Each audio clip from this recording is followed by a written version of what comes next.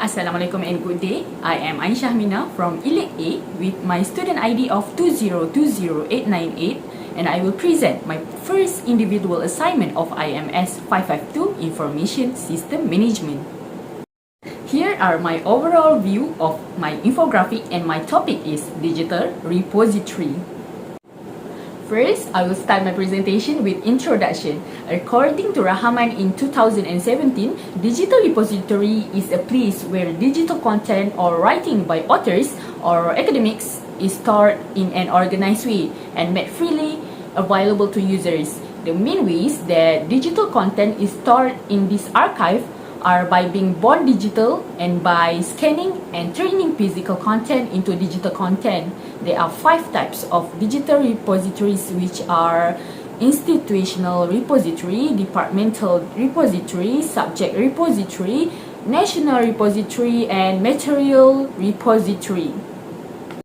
Next, I will explain about the benefit of digital repositories. It can advance access because by creating a central digital repository allows your employee to access information anytime they need it from wherever they happen to be. Besides that, it also has better security because information management software also ensures that your information is only accessible to those who have permission to read or edit that information. Moreover, it is more visible when high quality information management software included audit trail features to aids in e-discovery situation. And lastly, streamline management, because with digital information we can streamline approval processes and document processing. It also provides an easy way to manage retention schedule for regulated industries, in which different documents must be kept varying length of time. Alright, here are the digital file transfer and storage. Firstly, we need to prepare the data transfer, meaning that to compile the information before we go to the next step of transferring the data. It usually happens on the clouds and it can be easily accessible within the organization.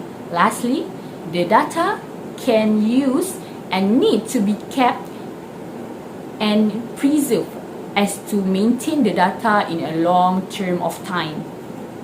Next, we cannot deny that the fact even we are in the modern era, we cannot run away from problem with the technological or even physical issues in digital repositories.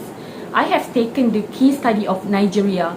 Firstly, poor funding for improving the current state of ICT facilities by developing countries' institutions in their effort to establish digital repositories.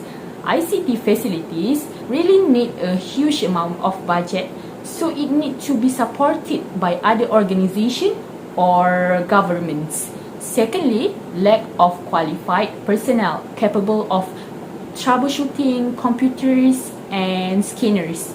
Thirdly, insufficient infrastructure such as slow speed of internet or cases of fraud in a cafeteria with too many restrictions such as prohibition of the use of external storage devices such as flash drive.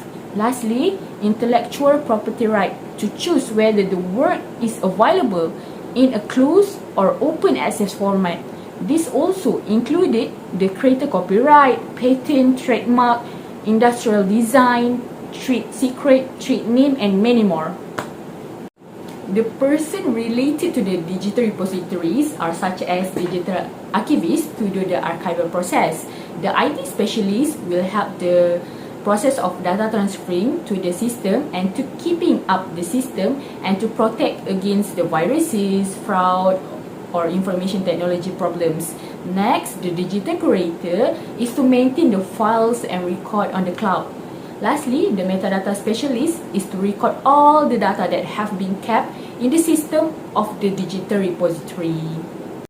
The recommendation according to Sajidha is by providing training in digital curation and maintaining the system to improve technical knowledge. So the technical expertise is required to perform digital curation. South India study stated it can be required by providing training in digital curation for existing librarian and by including digital curation in library and information science (LIS) education. Moreover, ASEAN repositories archive have a variety of information sources such as article, thesis, conference, papers, books, patent, and many more. So, according to FIAS, these sources are only digital version of print sources or one only digital sources, but still are considered low graded as compared to print sources, especially to all generation citizens.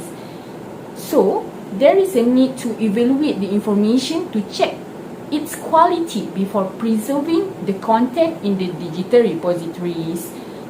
The content stored shouldn't be biased towards any religion, region, color, creeds, or sex. Copyright is a critical consideration in acceptance of institutional repository service. The author or submitter must review the publisher's copyright policies which vary from one publisher to the next. According to Nath, John, Joshi, and Kumar, authors also should be convinced that depositing their work in the repository will not result in the loss of their copyright.